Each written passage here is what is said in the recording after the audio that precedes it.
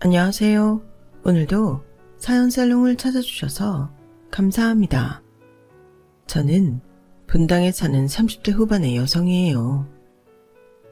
저는 딸 하나를 키우며 남편과 재미있게 살고 있는 주부예요.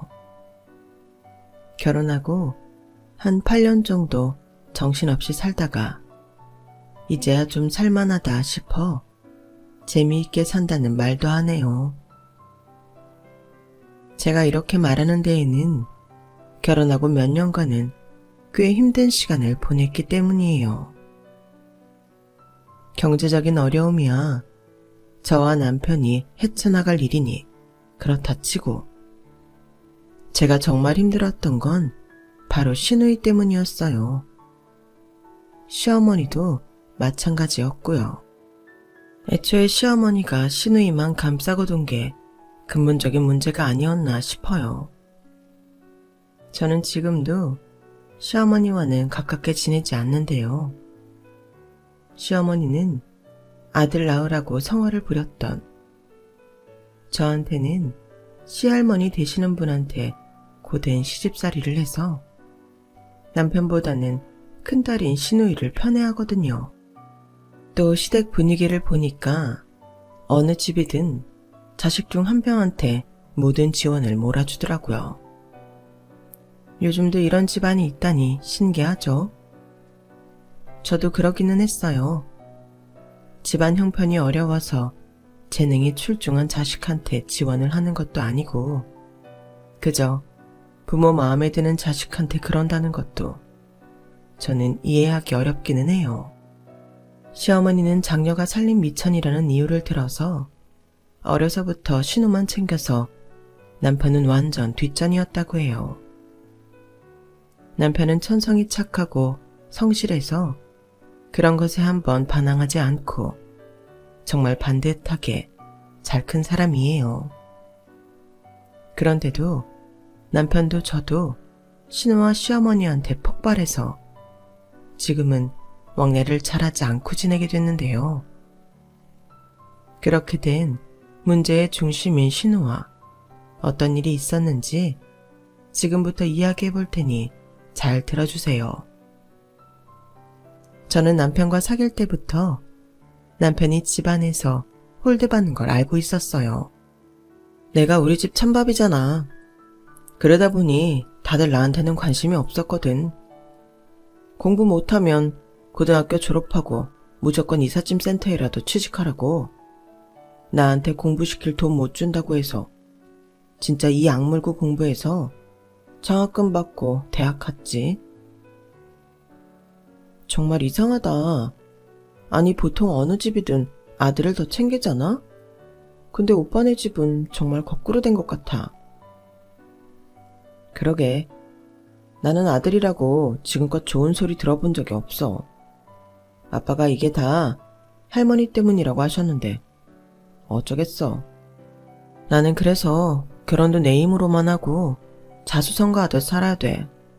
그런데도 나랑 결혼할 수 있겠어? 생각보다 더 힘들지도 몰라. 저는 처음 사회에 나와 직장에 다닐 무렵부터 남편을 사귀어서 결혼 이야기가 나올 때는 5년 정도 사귀고 있었어요.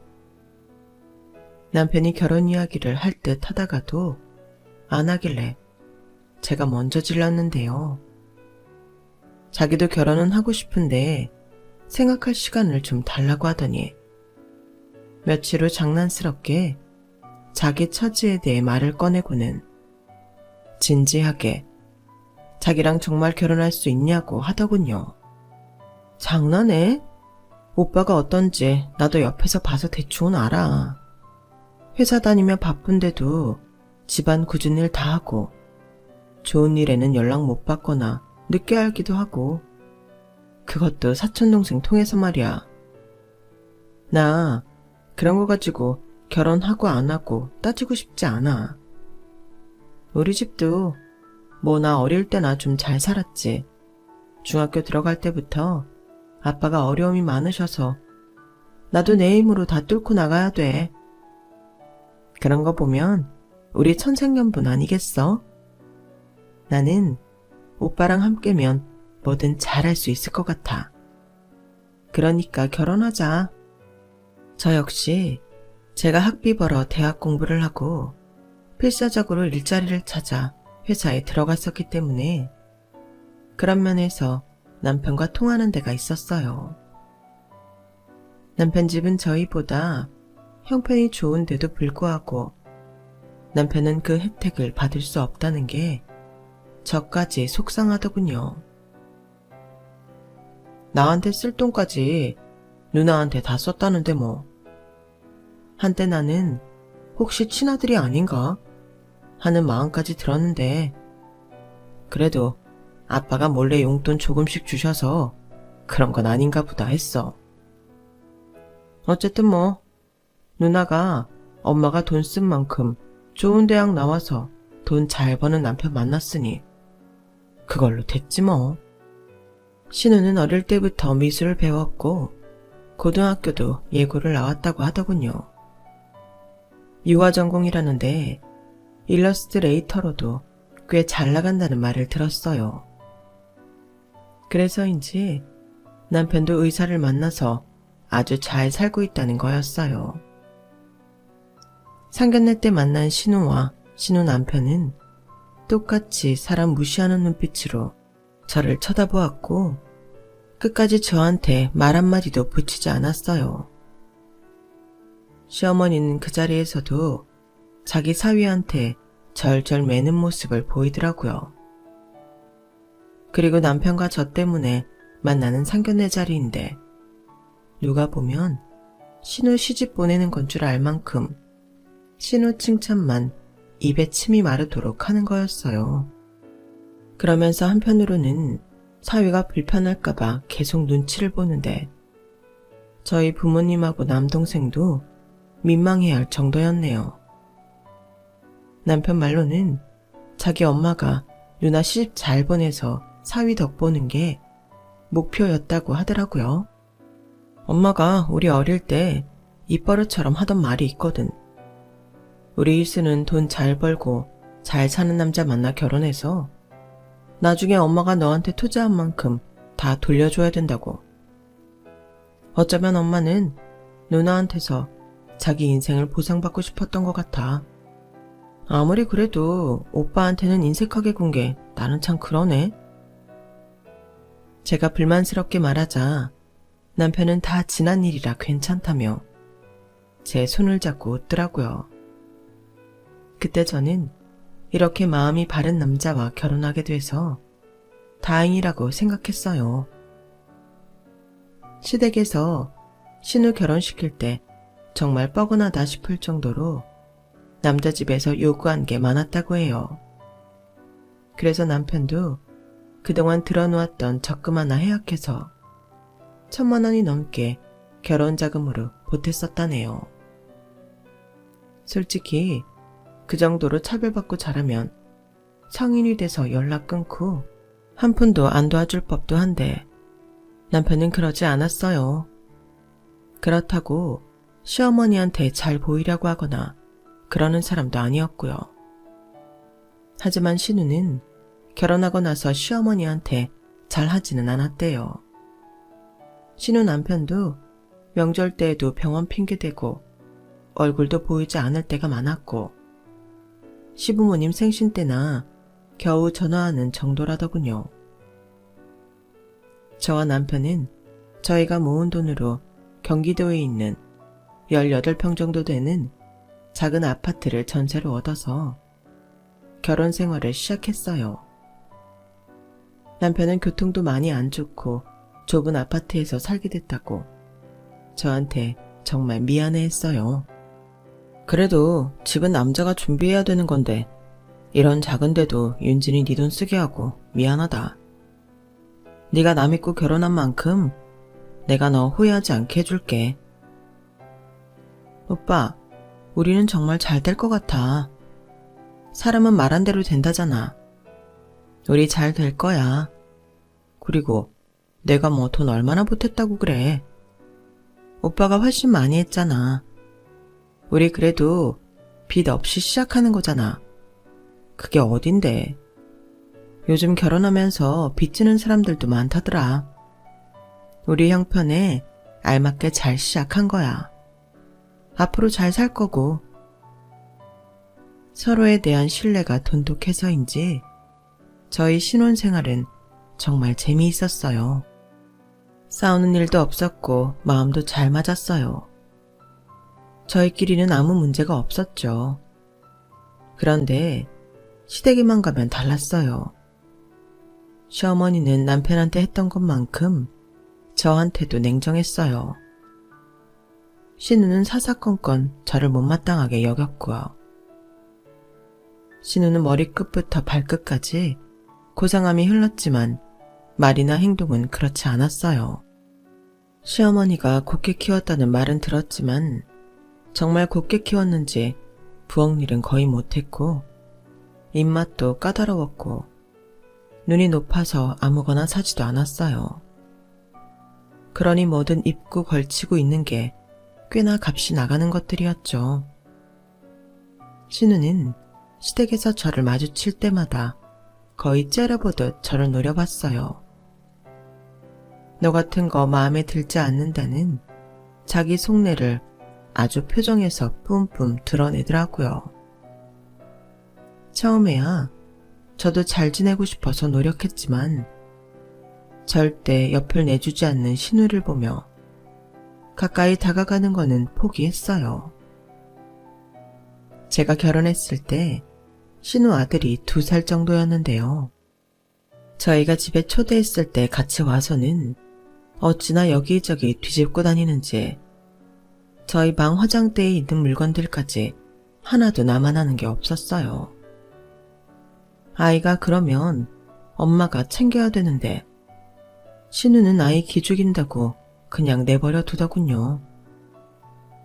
제가 쫓아다니며 물건을 치우고 정리하는데 신우는 뒤에서 자기 아들을 안고서 토닥거리며 이렇게 말했어요. 우리 지우 재미있게 놀았어? 지우는 싸구려 물건 안 좋아해요. 싫어해요. 그렇지? 아이, 잘했어. 이러는데 저는 더 이상 듣고 있을 수만은 없었어요. 지우야, 어떤 물건이든 남의 집에서는 이렇게 함부로 하면 안 되는 거야. 이거 외숙모가 아끼는 귀걸이인데 망가졌네? 이렇게 남의 거 망가뜨리면 안 되는 거예요. 알았지? 아이를 안고 있는 신우가 금세라도 나한테 소리라도 지를 것처럼 노려보는데 마침 신우 남편이 그만 집에 가자며 부르더라고요. 마치 저와 남편을 못 볼 거 본 것처럼 인상을 잔뜩 찌푸리면서요.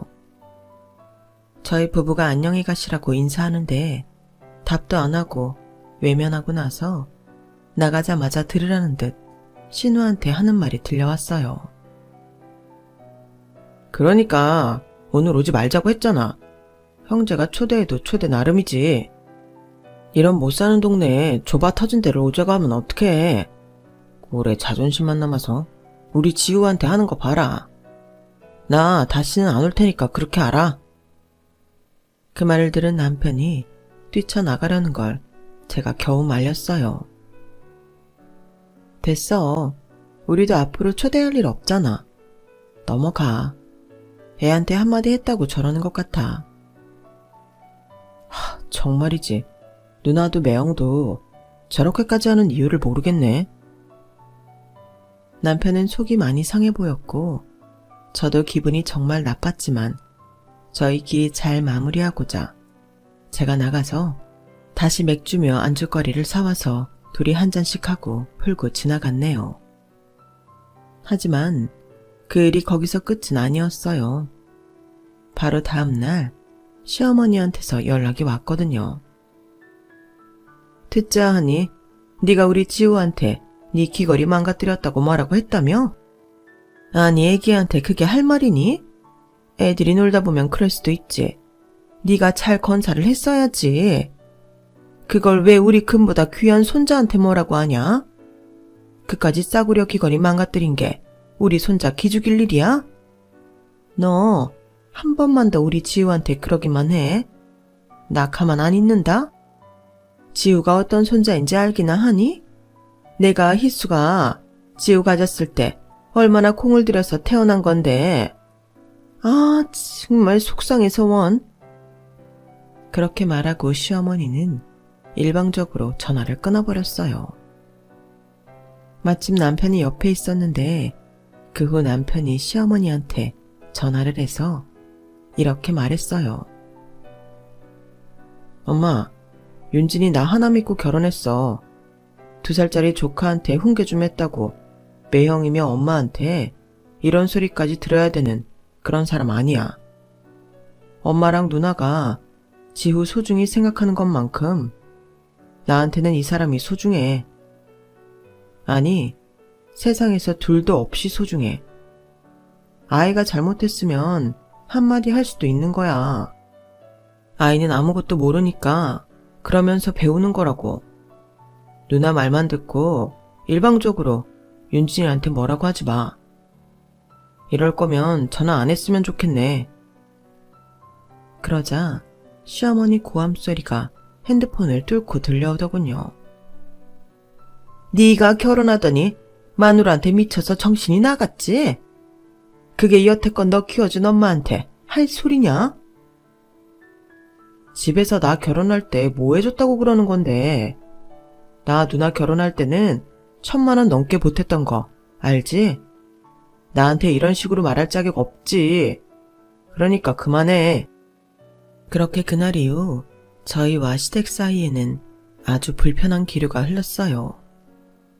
그 다음부터 신우는 저희 부부를 만날 때마다 제가 남편 길들여서 제 편 만들었다며 비꼬아댔고요. 저는 그러거나 말거나 제가 못 들은 척 넘기면 그만이라 조용히 넘어갔어요.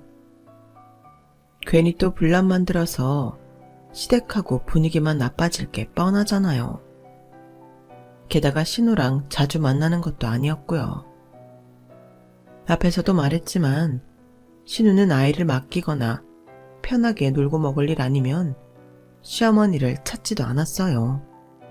그럼에도 몇 번밖에 안 만난 신우가 어떤 사람인지는 너무 잘 알겠더라고요. 돈 있고 학벌 좋은 것만 따지고 그렇지 않은 사람들은 무시해도 된다는 마인드여서 저는 그 후 될 수 있으면 신우와는 마주치지 않으려고 노력했어요. 1년에 많이 만나봤자 5번쯤 될 테니 그 정도면 잘 참을 수 있겠다 싶었어요. 그렇게 2년쯤 이런저런 일이 있었고 그때마다 시어머니가 전적으로 신우 편을 들며 조금은 불편한 관계로 있었어요. 그래도 이 정도는 참을 만하다 하며 지냈고요.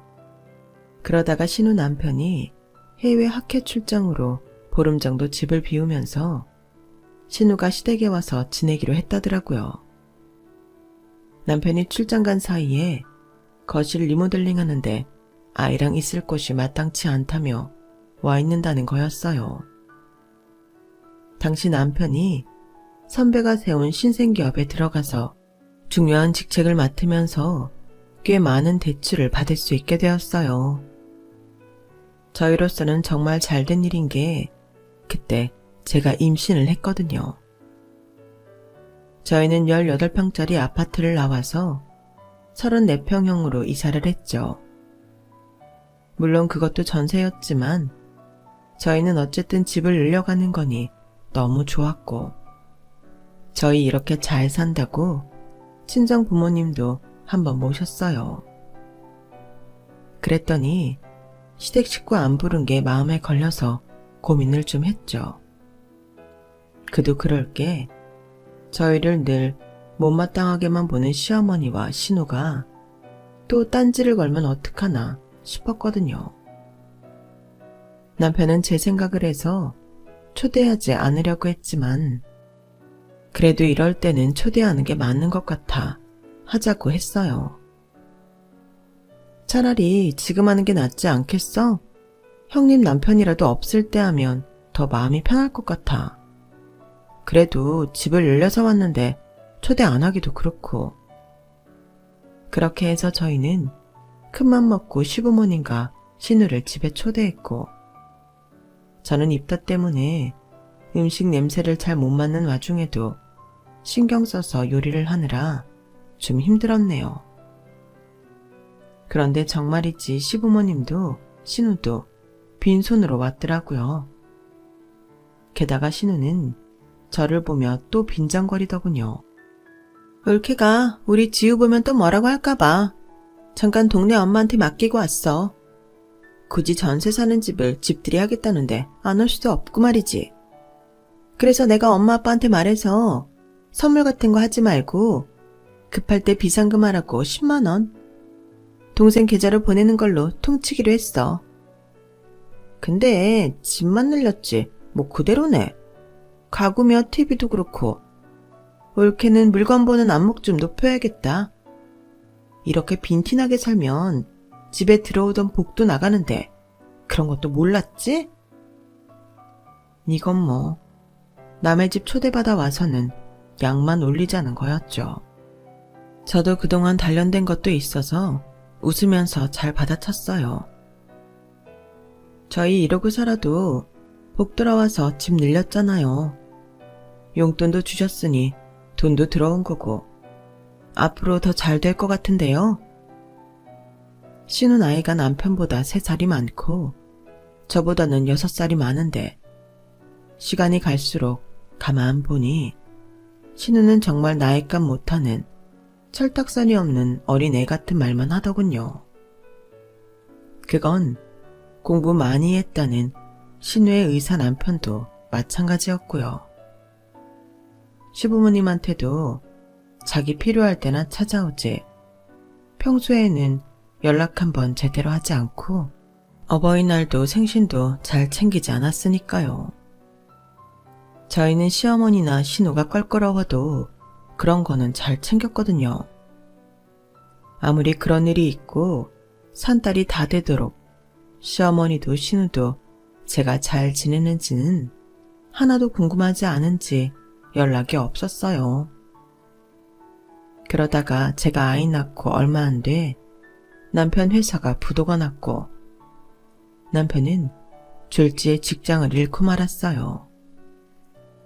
안 그래도 회사 상황이 안 좋다고 몇 달 전부터 이리 뛰고 저리 뛰고 했지만 결국은 좋게 끝나지 않았더라고요. 남편은 부랴부랴 여기저기 경력직 서류를 냈지만 직장이 쉽게 구해지지는 않았어요. 그래서 아이 낳고 몇 달 안 돼 제가 나서서 일을 하기로 했어요. 아이는 친정 엄마가 봐주시기로 했고요. 저는 다행히 직장 다닐 때 선배 도움으로 집에서 일을 받아서 노트북으로 재택일을 할 수 있었어요. 하지만 한 가정의 생계를 책임지기에는 빠듯했죠. 저희는 결국 다시 집을 줄여서 가기로 결정을 했고 남편은 온갖 굳은 일을 마다 않고 하면서 다시 취직되기를 기다리고 있었어요. 그렇게 몇 달이 지난 후 남편은 자기가 사업을 해보겠다고 나서더군요. 제가 아이 키우며 밤새워가며 일을 하는 걸 보고 이렇게는 못 있겠다면서요. 전에 선배 회사에서 보고 배운 거 있어서 내가 아무 지식도 없는 건 아니잖아.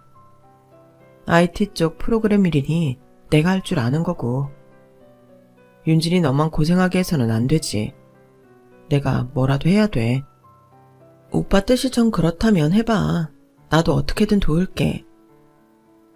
그렇게 남편이 혼자 사업을 하겠다고 하자 한번 저희 집에 들여다보지도 않던 시어머니와 신우가 절대 안 된다며 난리를 치는 거였어요.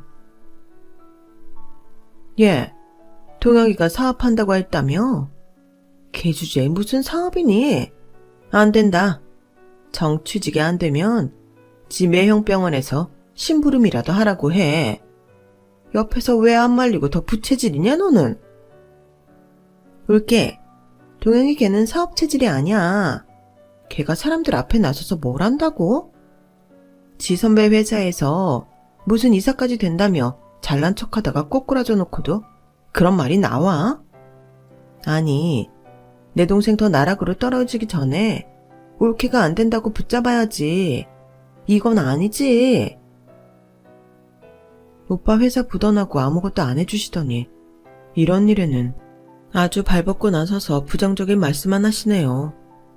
걱정하시는 마음은 알겠지만 이 정도면 그냥 걱정이 아니라 오빠를 무시하시는 것 같은데요. 저희 집은 저희가 알아서 할 테니 지금까지 그랬던 것처럼 신경 꺼주세요. 저도 너무 화가 나서 좀 세게 말을 했죠.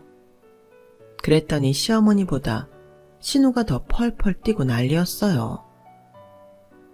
어머, 지금껏 우리가 하는 말을 그렇게밖에 생각 못했다 이거지? 올케도 그렇고 동혁이도 그렇고 자기 주제를 알아야 되는데 주제 파악을 못하니까 이런 일이 생기는 거야. 송충이가 솔잎을 먹고 살아야지. 감히 사업? 웃기지 말라고 해. 그렇게 한다고 돈이나 벌 수 있을 것 같아? 우리 같은 위치에 들어올 수 있을 것 같냐고. 저는 자기 동생한테 이렇게 악담을 퍼붓는 누나는 생전 처음 봤어요. 물론 가족마다 사정이 있어서 사이가 안 좋은 경우는 있겠죠. 그런데 이렇게 엄마랑 누나가 똘똘 뭉쳐서 동생 하나를 바보 만드는 건 정말 듣지도 보지도 못했었네요. 저희는 어떻게든 성공하자고 마음을 굳게 먹었지만 생각만큼 일이 쉽게 풀리지는 않았어요. 앱 개발을 하면 어디선가 비슷한 걸 개발해서 먼저 계약해버리는 일도 있었고 아이디어도 직원이 들고 다른 회사로 도망가기도 했었고요. 직원 10명 미만의 작은 회사에서 그런 걸 일일이 관리하기란 너무 힘들더군요. 저희는 또다시 집을 방 하나에 부엌과 거실이 같이 있는 집으로 옮기며 끝까지 힘을 내보기로 했어요. 그때는 진짜 힘들었던 게 저희가 처음 결혼할 때보다 더 작은 집이었고 옛날 3층 주택집이라 집 자체가 춥더라고요. 이쯤 되니 남편이 아예 당분간 시댁에 연락도 하지 말고 찾아가지도 말자고 하더군요. 시어머니랑 신우가 뭐라고 할지 너무 뻔했으니까요. 사업도 스트레스인데 가족한테까지 마음의 상처를 입는 건 제가 생각해도 아니다 싶어서 그러자고 했어요. 솔직히 얼굴만 마주치면 얄미운 소리만 해대는 신우. 안 보니까 편하고 좋긴 하더라고요. 그런데 몇 달 후에 갑자기 신우가 저희 집에 왔더군요. 어디서 들었는지 저희가 여기로 이사한 걸 알았다면서요. 그때 사온 게 두루마리 휴지 12개짜리에 햇반에 통조림 같은 걸 잔뜩 사가지고 와서 먹고 살기 힘드니 받으라는 거였어요. 우리한테 연락 안 하면 평생 모르고 살 줄 알았어? 그러게, 내가 말했잖아. 동혁이는 사업 같은 거 안 된다고. 우리 남편처럼 똑똑하고 머리 좋은 사람도 병원 운영하는 거 그거 하나로 얼마나 머리를 많이 쓰는 줄 알아? 병원도 사업이야. 우리 같은 사람이나 하는 사업을 동혁이가 할 거라고 믿었다니. 올케도 참 순진하다. 지금이라도 동혁이 말려. 이러다 진짜 망할까봐 그래. 우리는 송파구에 150평짜리 아파트로 이사가는데 동생은 이런 데에서 사니 너무 수준 차이가 심하잖아. 우리 부부 체면도 좀 생각해 주라. 어디 가서 친정 동생이 이러고 있다는 거 말도 못 꺼내.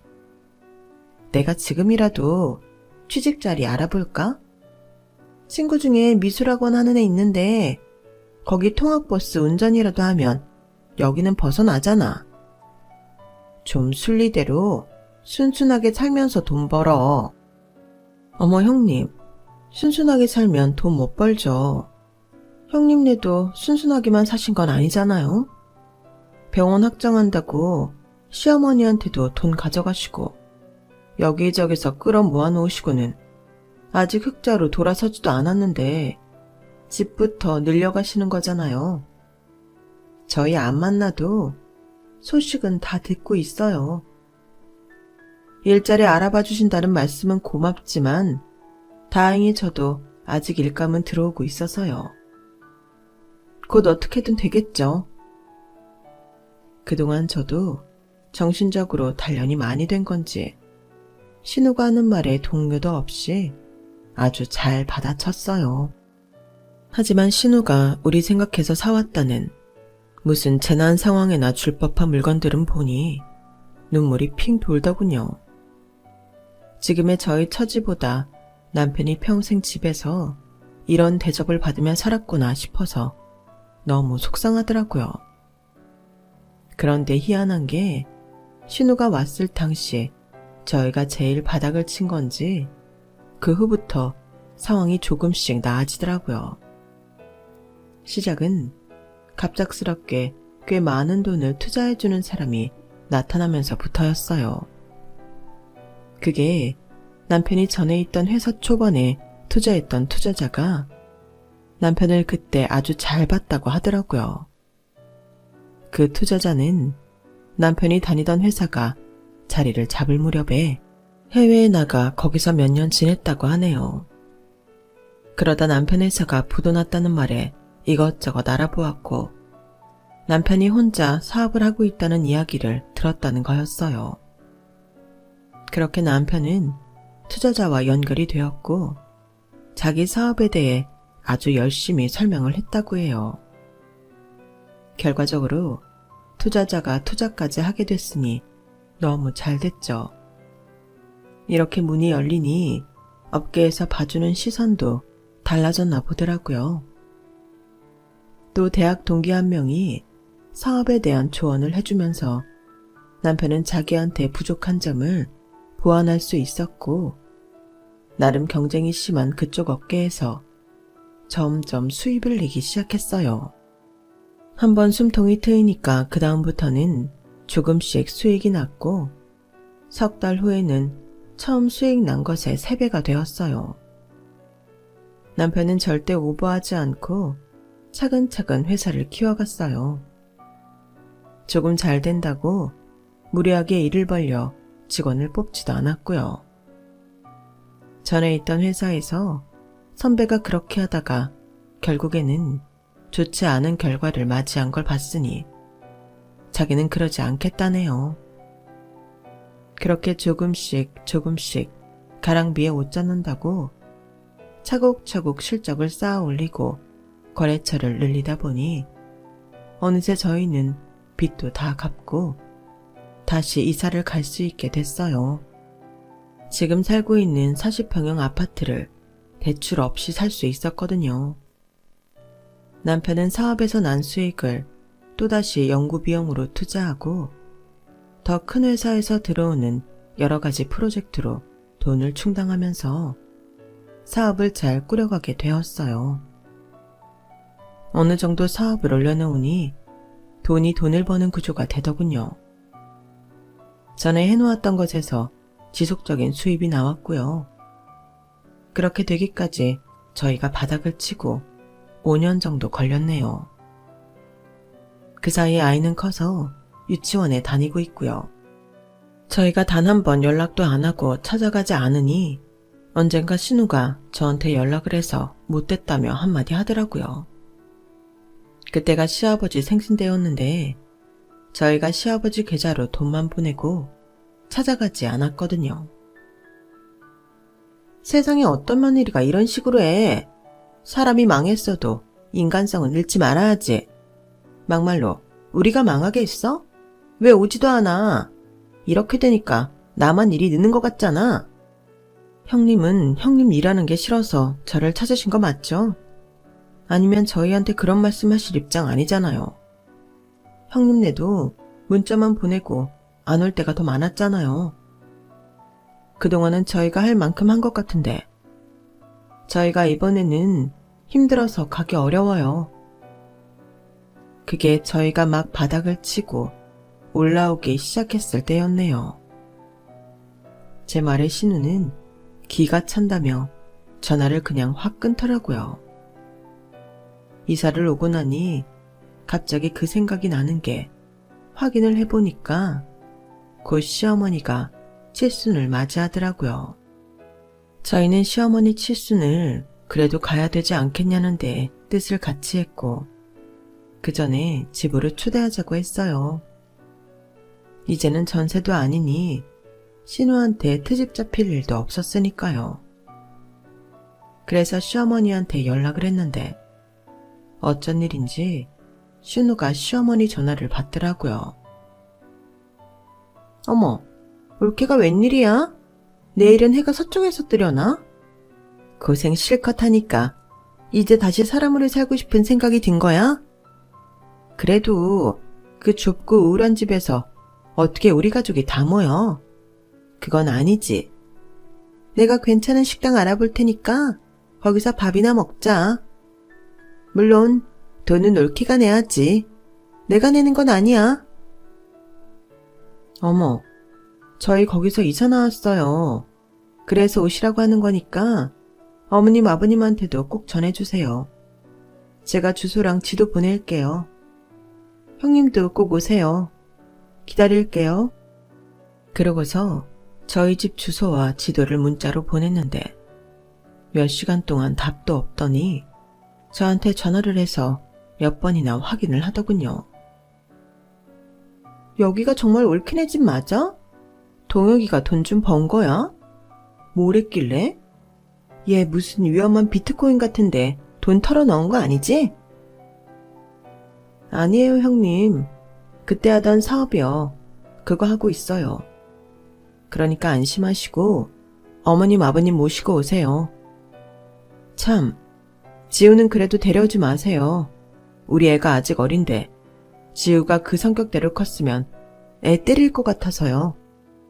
제 말에 신우는 감히 자기 아이한테 그런 말을 하냐며 화를 냈지만 저는 모른 척하고 전화를 끊었어요. 그리고 집들인 날 신우 표정은 정말 가관이었네요. 질투와 시기심에 얼굴이 일그러지는데 그동안 봐온 그 고생한 사람은 어디 갔나 싶을 정도였어요. 어서 오세요, 어머님, 아버님, 형님. 오느라 고생하셨어요. 근데 왜 고모부는 안 오셨어요? 라는데 시어머니가 얼른 제 말을 막으며 이사 잘했다고 하더군요. 아니, 근데 어떻게 이렇게 집을 늘려서 온 거야? 일이 좀 잘 되니까 또 무리한 거냐? 니들은 한번 혼을 놔보고도 정신을 못 차리고 또 이러면 어떡하니? 라는 시어머니 말에 시아버지가 한마디 하셨어요. 잘 알지도 못하면서 말 함부로 하지 마. 내 어제 동혁이랑 오랜만에 길게 얘기했는데 동혁이 사업이 아주 잘 되고 있대. 투자자가 투자도 많이 해줬고 이제는 큰 회사에서 돈을 줘가면서 일을 해달라고 한다는데 언제까지 그렇게 동혁이 무시하는 말만 할 거야? 내가 그동안은 아무 말 안 하고 있었는데 앞으로 동혁이한테 함부로 말하지 마. 희수 너도 마찬가지다. 너는 뭐 얼마나 잘하고 산다고 그러냐? 시아버지 말에 신우는 기분 나쁘다는 듯 뾰로통해지더라고요. 그러더니 자기 기분 나쁜 화살을 저희한테 돌렸어요. 그럼 대출을 얼마나 낀 거야? 이런 집 살려면 돈 꽤 들었을 텐데. 이번에도 전세야? 내가 말했지? 전세 살면서는 큰 소리 치지 말라고. 네, 형님 말씀 잘 알아들었죠. 그래서 저희 집 사고서 형님하고 아버님 어머님 초대한 거예요. 여기 저희가 샀어요. 대출도 없고요. 저희 그동안 진짜 열심히 살았거든요, 형님. 돈도 허투루 안 쓰고요. 그 말에 신우는 입술이 말 그대로 일그러지면서 질투에 찬 표정으로 남편을 보더라고요. 시어머니는 아무 말 못하고 신우 등만 두드렸고요. 저녁을 다 먹고 나서 과일을 먹는데 신우가 또 지르더라고요. 동혁이 무슨 사기 같은 거 치는 거 아니지? 되지도 않는 거 된다고 하면서 이 사람 저 사람 속이는 거 아니냐고. 그렇지 않고서야 그런 허름한 옛날 주택에서 거실도 없던 방 한 칸에 살던 사람들이 이런 데로 이사를 와? 남편이 뭐라고 하려는데 제가 먼저 나섰네요. 형님, 말씀 함부로 하지 마세요. 여태까지는 오빠가 워낙 착하니까 가만히 있었던 거지. 저희 바보라서 넘어간 거 아니에요. 형님이 보기에는 형님 동생이 남한테 사기칠 사람으로 보이세요? 어머님 아버님이 그렇게 키우셨나요? 아니잖아요. 정당하게 성실하게 일하고 그걸 이제 세상이 알아준 거고 그 보답을 받고 있는 거예요. 저는 정말 이해가 안 되는데요. 아무리 어릴 때는 미운 자식이 있다고 해도 다 커서 자기 일 스스로 잘하고 성공까지 했는데도 그걸 못 믿겠다는 식으로 깎아내리려고 하는 게 부모 맞나요? 그게 한 가족이에요. 누나가 자기 동생을 이런 식으로 말하는데 어떤 동생이 그런 누나 결혼하는데 돈도 1,000만 원이나 보태고 명절이나 행사 때마다 돈을 보낼까요? 그거 제 남편이나 되니까 하는 거예요. 대체 제 남편이 동혁이 오빠가 어머님하고 형님한테 뭘 잘못했다고 매번 그렇게까지 하시는데요. 제가 이렇게 말하자 시부모님은 고개를 떨구더군요. 시어머니는 그래도 좀 반성을 하는 것 같아 보였는데 신우는 그렇지 않았어요. 어쨌든 꼼수를 부렸으니까 갑자기 이렇게 돈을 번 거 아니야. 그건 틀린 말 아니잖아. 그거 나한테 좀 알려줘. 나는 그게 알고 싶어서 그런 거지. 다른 이유 없어. 니네만 이렇게 잘 먹고 잘 살 거야? 같이 좀 벌자고. 누나는 매형하고 성파구 잘 나가는데 150평이나 되는 아파트에서 살면서 잘 지내잖아. 뭘 얼마나 더 벌고 싶어서 그렇게 색안경을 쓰고 보는 거야? 나 꼼수 부린 적 없어. 남편이 말하자 신우는 입을 딱 다물더니 갈 때까지 아무 말 하지 않더라고요. 나중에 지나고 알게 된 건데 신우 남편 병원이 경영이 악화돼서 페이닥터 월급도 제대로 못 주다가 빚을 잔뜩 지게 됐다고 하네요. 그래서 그렇게 자랑하던 아파트도 팔아야 될 처지였고요. 시어머니도 신우네 형편이 저렇게 됐는데 저희가 사는 걸 보고 마음이 좋지 않았나 보더라고요. 항상 딸만 알던 양반이 아들이 딸보다 잘 살게 되는 게 반갑지 않았나 봐요. 그나마 이제 시아버지가 대놓고 저희 편을 들어주시게 됐지만요.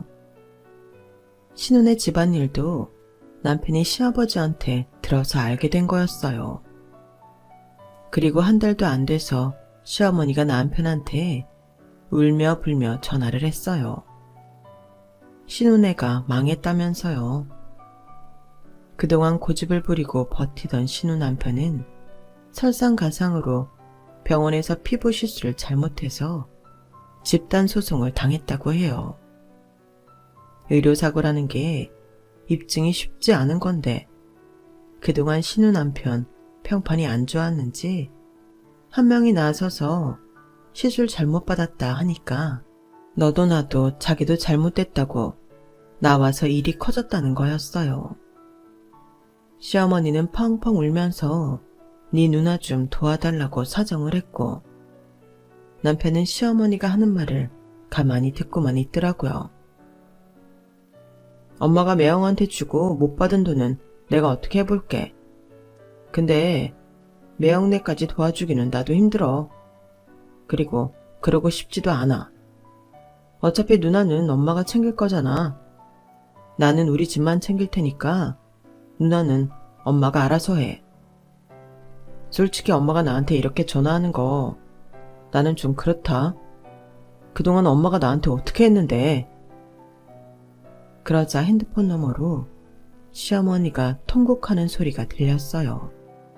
미안하다 동혁아. 내가 너희한테 너무 소홀했어. 정말 미안해. 시어머니가 그렇게 우는 소리를 들으니 저도 마음이 좋지 않더군요. 하지만 남편은 자기가 말한 만큼만 약속을 지키고 신우 남편을 위해서는 아무것도 해주지 않았어요. 물론 그런 큰 돈을 해줄 여력도 되지 않았고요. 하지만 그게 서운했는지 시어머니는 저희한테 연락이 뜸하더군요. 그래서 저희도 지금까지처럼 거리를 두고 살자고 했네요. 시아버지와는 가끔씩 만나서 맛있는 것도 먹고 이야기도 하지만요. 신우는 그 이후로 단 한 번도 얼굴을 본 적이 없어요. 지금 이혼 소송 중이라는데 어떻게 될지 모르겠네요. 너무 서운한 일을 많이 당해서 그런지 신우는 인생에서 제일 큰 고난을 겪는 중이지만 한마디 위로도 해주고 싶지 않네요. 그리고 또 만나봤자 저한테 좋은 말은 하지 않을 것 같아서 말이죠. 저는 남편과 우리 아이와 행복하게 지내려고 해요. 신우 상관 않고 저희도 잘 살아보려고 합니다. 제 사연을 들어주셔서 감사합니다. 가족들과 건강하시고 행복하세요. 여러분, 사연 댓글에 응원과 현명한 조언 부탁드려요. 좋아요와 구독은 저에게 큰 힘이 됩니다. 오늘도 좋은 일 가득하세요.